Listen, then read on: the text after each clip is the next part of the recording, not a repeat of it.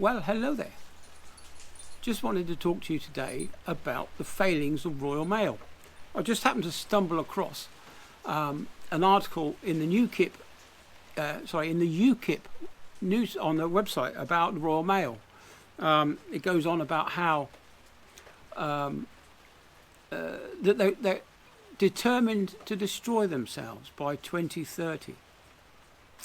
But I'm getting a little bit ahead of myself. The Royal Mail, we all know that they're striking at the moment, and the biased BBC are telling us that it's all about pay, but that's not true. It's not about pay. Although there are pay negotiations in the pipeline, they are striking over changes to their terms and conditions of employment, which means it's going to affect the delivery service as well. So no longer will we have a daily delivery of mail. It may only be once a week that we'll get our mail. It's not good, is it? Anyway, but this story in the ukip website goes on about how Royal Mail want to change all their vehicles from petrol to electric. Now, we'll have a look at the petrol side first. A petrol van has a radius of about 300 miles and will cost about £8,000 less to buy than the electric vehicles. The petrol vans have a range of about 300 miles, and when you add in the servicing and the petrol costs and everything else that goes into it, a petrol van will cost us, the people who pay the taxes, will cost £7,000 a year. Now, the electric vehicles, who are being provided by Ofgem, they're telling the Royal Mail to buy electric vehicles that you and I are paying for. The taxpayers are paying for this from Ofgem. This is the people that put our electric prices up, remember? These electric vehicles will cost, like I said, about £8,000 a year more to buy. They'll have a 60-mile range before they need recharging, and the batteries will wear out within 3 years.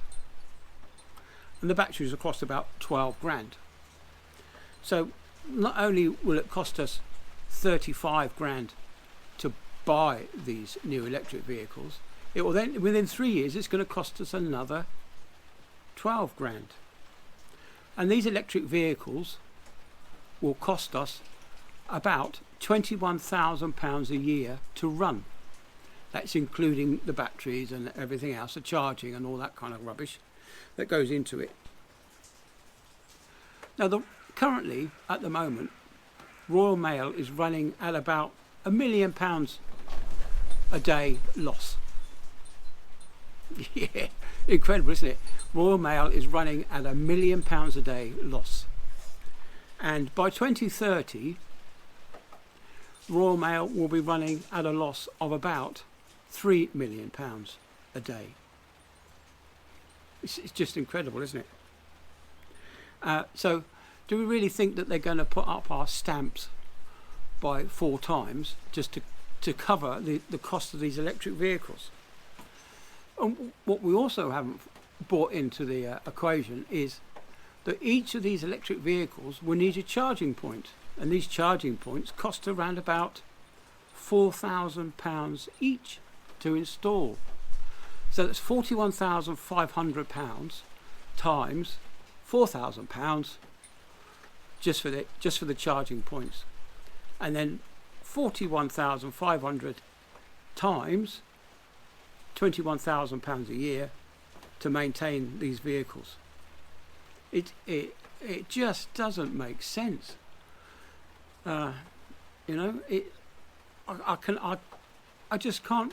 cannot believe that Royal Mail is determined to run itself into the ground so much for this net zero. It's just just goes beyond any comprehension. I just can't understand it. I just do not understand it.